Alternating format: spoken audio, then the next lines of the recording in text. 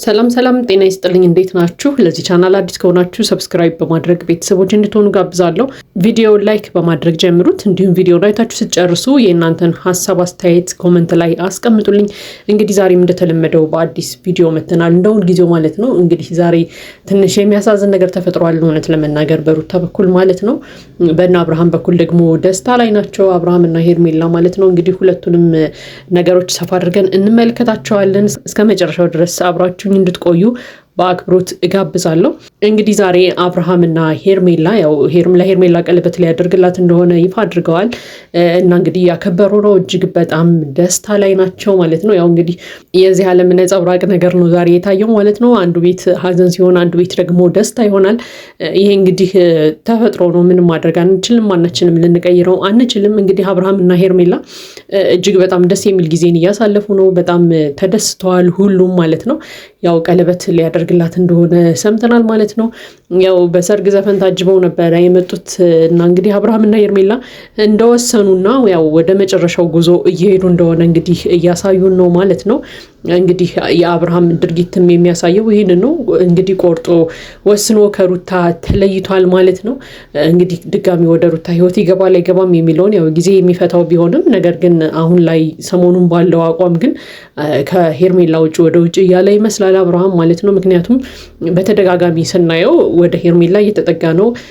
ከሩታ በጣም ለመራቅ እየሞከረ ነው። ሩታን እየገፋት ነው። እንዲሁም ጭራሽ ሊያገኛትም ሊያያትም ጭራሽ ደግሞ ሊያናግራት ሊያወራቱላ አይፈልግም ማለት ነው። እንግዲህ ይህንን ነገር ከየት እንዳመጣው አናውቅም። ግን ሄርሜላ ጋር ከሆነ በኋላ አብርሃም ብዙ የጸባይ ለውጦችን እያየንበት ነው። ነገሮችን ሲወስን ራሱ የሆነ ቁርጥ ያለ ውሳኔዎችን መወሰን ጀምሯል ከሆነ ጊዜ ወደዚህ ማለት ነው። እንግዲህ ሁላችንም እንዳየነው ድሮ ቀለስ መለስ ሲል ነበር። አሁን ግን ቆራጥ የሚባል አይነት ሰው እየሆነ መጥቷል ከሆነ ጊዜ ወደዚህ። እንግዲህ ይህንን ነገር የሰራችው ሄርሜላ ናት የሚል እምነት አለን።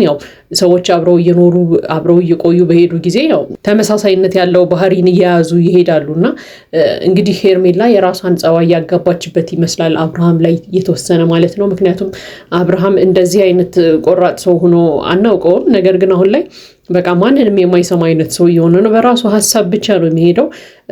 በተለይ እነ ሩታ አካባቢ የሚነሱ ሀሳቦችን በጭራሽ አይቀበልም። በጭራሽ መስማትም ማዳመጥም ማውራት ራሱ አይፈልግም እነሱ ጋር እና ሌላ አይነት ሰው አድርጋ ቀርጸዋለች የሚል እምነት አለኝ በሄርሜላ በኩል ማለት ነው። እንግዲህ ይሄ ነገር የሄርሜላና የአብርሃም ግንኙነት ወደ ጋብቻ ይሄዳል ከፍ ብሎ ከዛ ቤተሰብን ለመመስረት ያስባሉ ወይስ አያስቡም የሚለውን ነገር እንግዲህ በጊዜ ሂደት የምናየው ነው የሚሆነው። ነገር ግን ባለፈው እንደሰማነው ከሆነ ግን የሩታ እርግዝና እውነት ከሆነና ያረገዘችው ከአብርሃም ከሆነ እኔና አብርሃም እንለያያለን እያለች እንግዲህ ሄርሜላ ስታወራም ሰምተን ነበረ።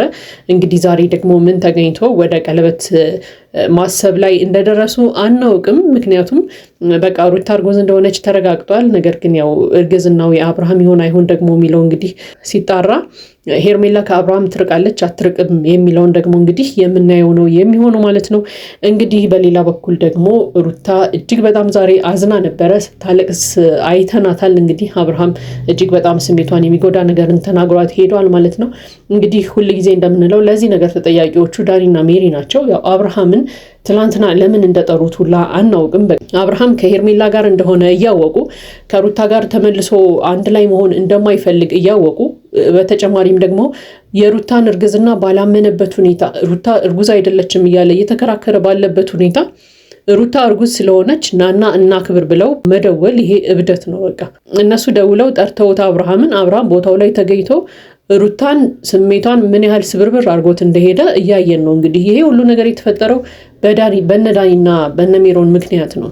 በቃ አብርሃም በማይገባው ቦታ ላይ መምጣት በሌለበት ቦታ ላይ ጠርተው ባላመንበት ነገር ላይ ሰለብሬት እና ክብር ማለት ምን ማለት ነው? ይሄ በቃ አየ ነው እኮ መጣ ከዛ የሆነ ነገር ተናግሮ ሄደ። ሩታ ስብርብር ብላለች ዛሬ። እውነት ለመናገር ስሜቷ በጣም ነው የሞተው። በጣም ነበረ የምታሳዝነው ስትታይ ራሱ። ዳኒና ሜሪ አይጎዳም፣ ስሜታቸው አይጎዱም። ስሜቷ በዚህ ሰዓት የሚጎዳው ሩታ ናት። አንደኛ የእሱን ልጅ ነው በሆዷ የያዘችው። ሁለተኛ ስለ ልዑልም ጥሩ ነገር ተናግሮ አልሄደም። ባለፈውም እንግዲህ እንደሰማነው ልጄ ራሱ ሲያድግ ፈልጎኝ ይመጣል እያለ ሁላ እንግዲህ ነበረ። በሌላ ቀን ደግሞ እንግዲህ ሁለቱንም ልጆችሽን ያሳድግልሽ ብሎም አላግጦባት ሲሄድ አይተናል።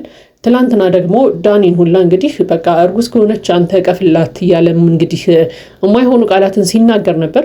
ከዛም አልፎ ተርፎ እንግዲህ ያው ልጆቹን አሁን ላይ ማየት እንደማይፈልጉላ ሲናገር ነበርና ይሄ ሁሉ ነገር ተጠራቅሞ ሩታን እንግዲህ ስሜቷን እጅግ በጣም ጎድቷታል ማለት ነው። ይሄ ነገር ደግሞ የተፈጠረው በነዳኒ ምክንያት ነው። አብርሃም በማያስፈልግበት ቦታ ላይ ነገሮችን ባልተቀበለበት ሁኔታ ላይ የፈታሃት ሚስትህ እርጉዝ ናት፣ ስለዚህ ናና ክብር ደስ ይበልህ ምናምን ብሎ መጥራት ይሄ በሩታ ስሜት ላይ ማሾፍ ነው የሚሆነው። እንደውም በቃ ማላገጥ፣ በሩታ ስሜት ላይ እየተጫወቱባት ነው እነዚህ ሁለት ልጆች ማለት ነው።